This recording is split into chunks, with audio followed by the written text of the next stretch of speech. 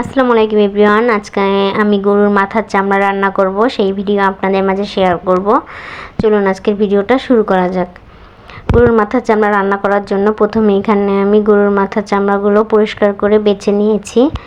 একদম সুন্দর করে ছোট ছোট সাইজ করে নিয়েছি। এখন গরুর মাথাগুলো সুন্দর করে পরিষ্কার করে টুকরো করে কেটে নিয়ে তারপরে আমি রান্নার প্রসেসে চলে আসছি। চলুন আমরা রান্নার প্রসেসটা শুরু করা যাক। প্রথমে এখানে একটা কড়াই গরম করে সেখানে পরিমাণ মতো তেল দিয়ে দিচ্ছি। তেল দেওয়ার পর এখানে আমি দুটো তেজপাতা দিয়ে দিচ্ছি। তেজপাতাটা দেওয়ার পর এখানে আমি একটা গরম মশলা এলাচ দিয়ে দিয়েছি। একটু হালকা ভাজার পর এখানে আমি এখন পেঁয়াজ কুচি অ্যাড করছি। পেঁয়াজ কুচিটা দিয়ে আমি সুন্দর করে একটু ভেজে নিচ্ছি, জানি পেঁয়াজের কাঁচা গন্ধটা চলে যায়।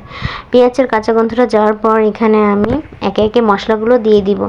তাই প্রথমে এখানে আমি হাফ চা চামচ আদা বাটা দিয়ে দিচ্ছি। আদা বাটাটা দিয়ে এখন আমি ভালো করে এখানে একটু নাড়া দিয়ে নিব। নাড়াচাড়া দেওয়ার পর এখানে আমি হাফ চা চামচ গরম মশলা বাটা অ্যাড করছি। গরম মশলা বাটা দেওয়ার পর আবার একটু আমি নাড়িয়ে নিচ্ছি। নাড়া দেওয়ার পর এখানে আমি দিয়ে দিচ্ছি হাফ চা চামচ লবণ। লবণটা আমরা পরবর্তীতে আবার চেক করে দিতে পারি।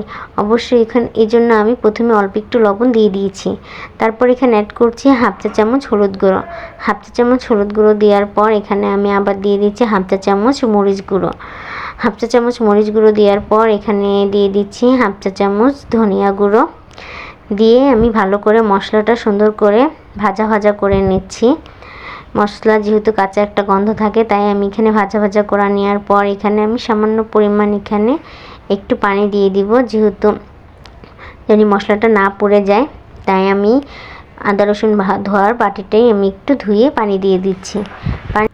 এখন আমি সুন্দর করে মশলাটা ভাজা ভাজা করে কষিয়ে নিচ্ছি। যেই পর্যায়ে আমার মশলাটার উপরে তেল ছেড়ে দিবে তখনই বোঝা যাবে আমার মশলাটা কষানো হয়ে গেছে।